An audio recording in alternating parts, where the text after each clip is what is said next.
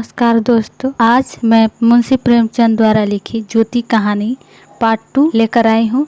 अगर आपने पार्ट 1 नहीं देखा है तो मैं लिंक डिस्क्रिप्शन में दे दूंगी, आप एक बार उसे जरूर देखें। तो चलिए शुरू करते हैं। मोहन ने मुस्कुरा कर कहा, धोती बहुत मैली हो गई है सोहन, धोबी को क्यों नहीं देते।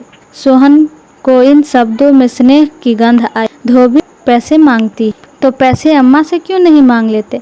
अम्मा कौन पैसे दे तो मुझसे ले लो। यह कहकर उसने एक इकन्नी उसकी ओर फेंक दी।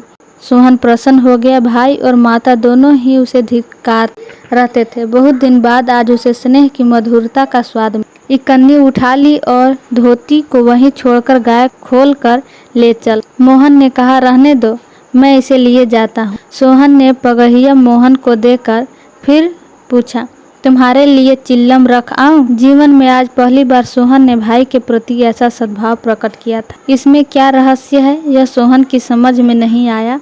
बोला, आग हो तो रख आओ। मैना सिर के बाल खोले आंगन में बैठी घरौंदा बना रही थी। मोहन को देखते ही उसने घरौंदा बिगाड़ दिया और अंचल से बाल छिपाकर रसोई घर में बर्तन उठाने लगी। मोहन ने पूछा, क्या खेल रही थी मैना। मैना डरी हुई बोली, कुछ नहीं तो। तू तो बहुत अच्छे घरौंदे बनाती है, जरा बना देखो। मैना का रुआंसा चेहरा खिल उठा। प्रेम के शब्द में कितना जादू है। मुंह से निकलते ही जैसे सुगंध फैल गई। जिसने सुना उसका हृदय खिल उठा। जहाँ भय था वहाँ विश्वास चमक उठा। जहाँ कटुता थी वहाँ अपनाता छलक पड़ा। चारों ओर चेतनता दौड़ गई। कहीं आलस्य नहीं, कहीं खीनता नहीं। मोहन का हृदय आज प्रेम से भरा हुआ है। उसमें सुगंध का विकर्षण हो रहा है। मैना घरौंदा बनाने बैठ गई। मोहन ने उसके उलझे हुए बालों को सुलझाते हुए कहा, तेरी गुड़िया का ब्याह कब होगा मैना। न्योता दे, कुछ मिठाई खाने को मिले। मैना का मन आकाश में उड़ने लगा। जब भैया पानी मांगे तो वह लोटे को राख से खूब चमाचम करके पानी ले जाएगी। अम्मा पैसे नहीं देती। गुड्डा तो ठीक हो गया, टीका कैसे भेजूं। कितने पैसे लेगी। 1 पैसे के बतासे लूँगी और 1 पैसे का रंग। जोड़े तो रंगे जाएंगे कि नहीं। तो 2 पैसे में तेरा काम चल जाएगा। हाँ, 2 पैसे दे दो भैया, तो मेरी गुड़िया का ब्याह धूमधाम से हो जाएगा। मैना लपकी। मोहन ने हाथ ऊपर उठाया। मैना ने हाथ पकड़कर नीचे खींचना शुरू किया। मोहन ने उसे गोद में उठा लिया।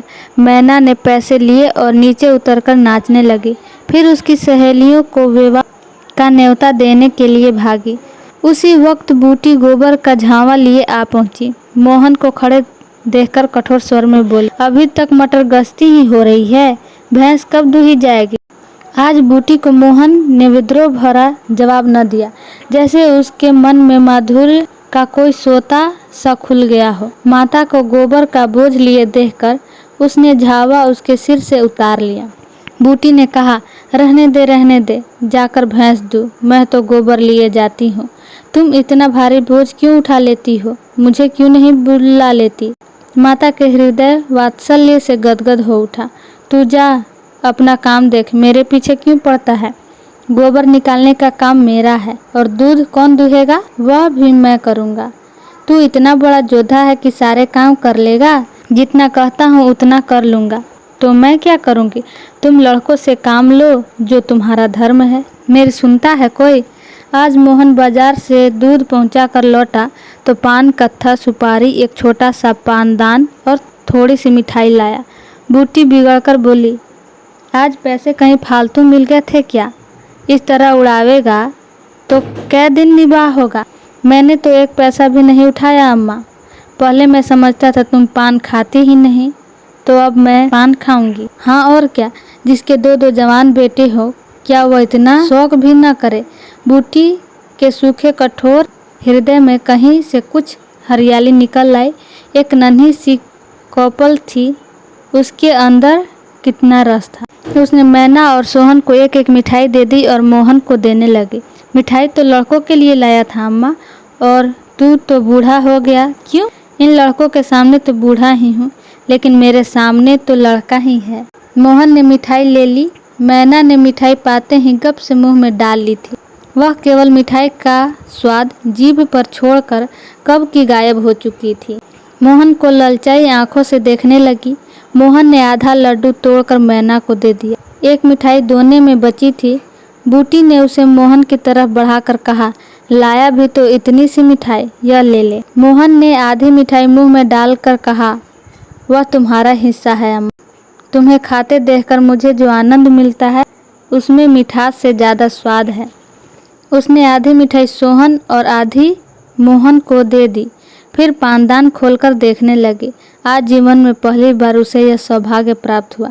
धन्य भाग कि पति के राज में जिस विभूति के लिए तरसती रही वह लड़के के राज में मिली।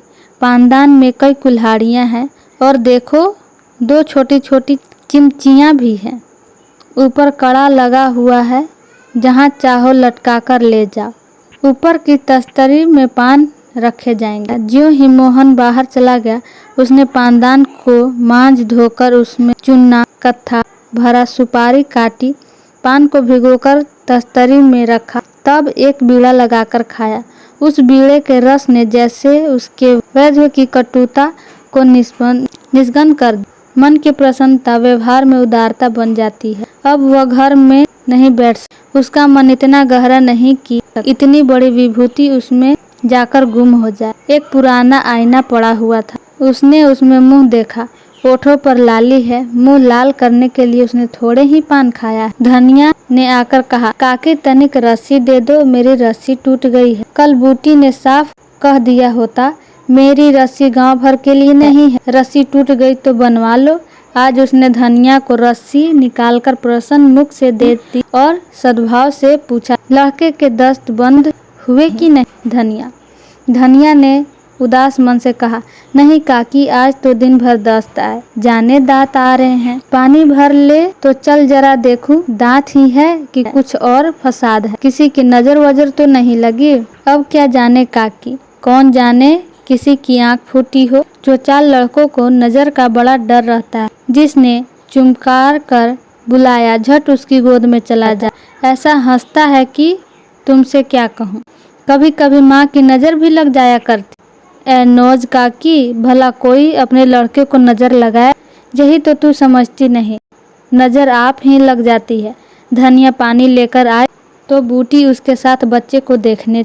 तू अकेली है? आजकल घर के काम धंधे में बड़ा अड़स होता होगा। नहीं काकी, रुपया आ जाती है, घर का कुछ काम कर देती है। नहीं, अकेले तो मेरी मरण हो जाती। बूटी को आश्चर्य हुआ। रुपया को उसने केवल तितली समझ रखा। रुपया? हाँ काकी, बेचारी बड़ी सीधी है, झाड़ू लगा देती है, चौका बर्तन कर देती है, लड़के को संभालती है।